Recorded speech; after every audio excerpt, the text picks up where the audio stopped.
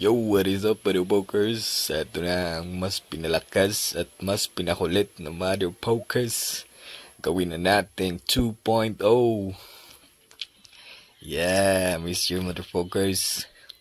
So, ngayon, gagawin natin ang 200 pesos challenge. 200 pesos 5K challenge na 200 pesos ang puhunan. So, nasa 1-2 table stakes pala ako at nag-dyan ako ng 200 at first hand mayroon tayong 8s. Oh, napakalaki pala ng min race dito. Almost 1/8 na din ang puhunan.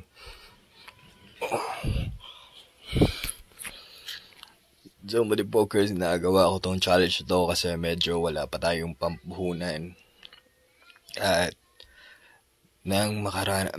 gusto ko ring balikan yung mga basics kasi dito mo talaga masusubukan yung tibay kasi paano mo palaguin yung konting pera hanggang sa dumating ka sa mataas-taas na bankroll at yun ang pinaka mahirap pala para sa akin kasi dito sa 1-2 napaka-tight ng mga kalaban, napakahirap mag-bluff at puro gustong manalo ng mga players at puro needed na manalo ng mga players kaya napaka-neat dito kumpara sa high stakes na napakalaki ng stocks kaya nag-bluff masyado yung mga players.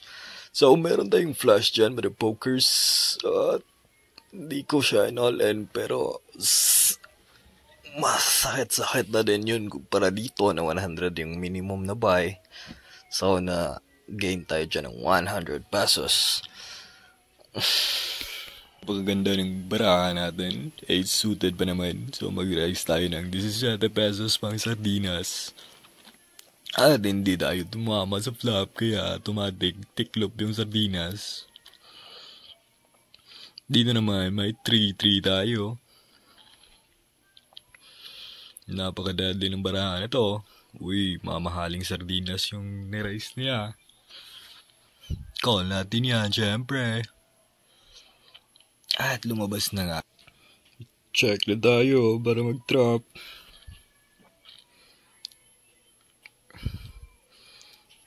Yung nga pala, maraming salamat sa patuloy na nagsuporta sa atin. Kay Mario Pokers. Alam nyo na kung sino kayo. Maraming salamat sa pagpursige.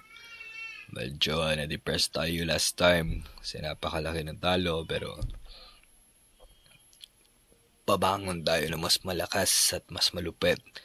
Nagre-raise na ako dyan. Baka waiting siya. All in. So maraming salamat talaga sa mga solid supporters dyan. At dumating ba tayo sa 1K subs? Baka naman YouTube, gawin mo na akong partner. Mr. Beast. You got Ace Jack. Pero si Ace Jack ay walang magawa kundi mag-jackal kasi walang tama. So, automatic fold na yan. Napakagandang baraha naman ito. Ace Queen. Gawin natin 20 pesos yung pamasahe. Inabot din ako ng almost 2 years para mag 1K Pero, okay lang kasi na-enjoy naman ako sa journey. At marami na rin akong mga magandang winnings. Meron ding mga malalim na talo. So, overall, napakalupit.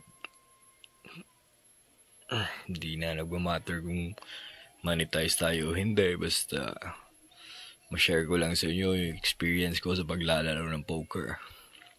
Huwag masyadong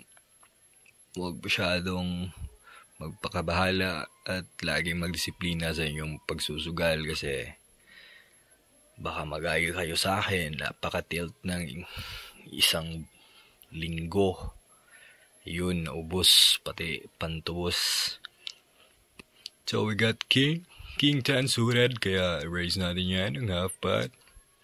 Baka naman. Uy, nag-call pa yung mas malaki yung stocks, kaya wag na natin yung papatagalin. Naisip ko dito, draw lang siya. Kaya, why, piste. Goodbye to your 5K. We'll never see each other again. Ay, sabi ko na nga ba, napakahirap talaga abutin yung 5K pag nasa low stakes tayo. Pero, kaya yan.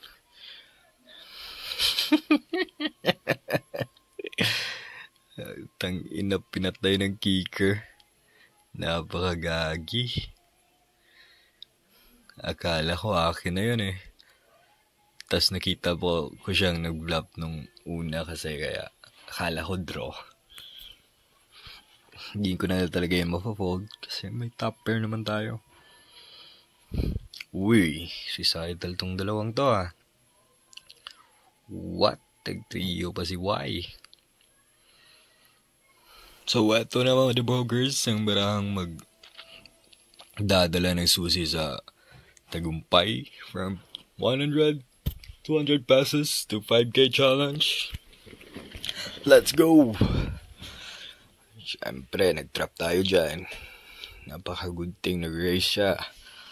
Dito, dream come true sana kung nag-golds lang lahat. Wet dream sana. Ngunit, fold sila.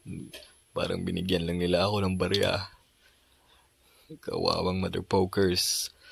Queen 10. Eto na mother pokers. Napakalapit ito. Stop pair tayo, syempre. Hindi natin yan patatagalin. Eto na yung 5K. Uy, nag-raise pa siya sa akin, oh. Siyempre, laban tayo dyan, insan. Uy, talo pa tayo ni Y kahit wala siya, puro sa flop, tangina. Yo, mga pokers, share ko din to sa inyo, yung bagong pinapahiyangan ko na laro. Paki-comment na lang sa baba kung nakapaglaro na ba kayo nito. Napakaganda din ng laro nito. Napaka-exciting, napaka-accelerating, at medyo masakit din sa bulsa. Pero pag nanalo ka naman, napaka-paldong-paldo ka talaga. So dito, 50 pesos bet at may 7x top slot tayo. Paki-comment, mother pokers, kung na-experience nyo na to at i-share nyo naman yung experience nyo sa larong ito. Papalampasin ko muna ng ilang linggo sa pokers kasi babawi pa yung system sa atin kasi ganun naman talaga. Paikot-ikot lang talaga yan. So, tignan nyo naman, 50 pesos. Naging 7K. Ayos din.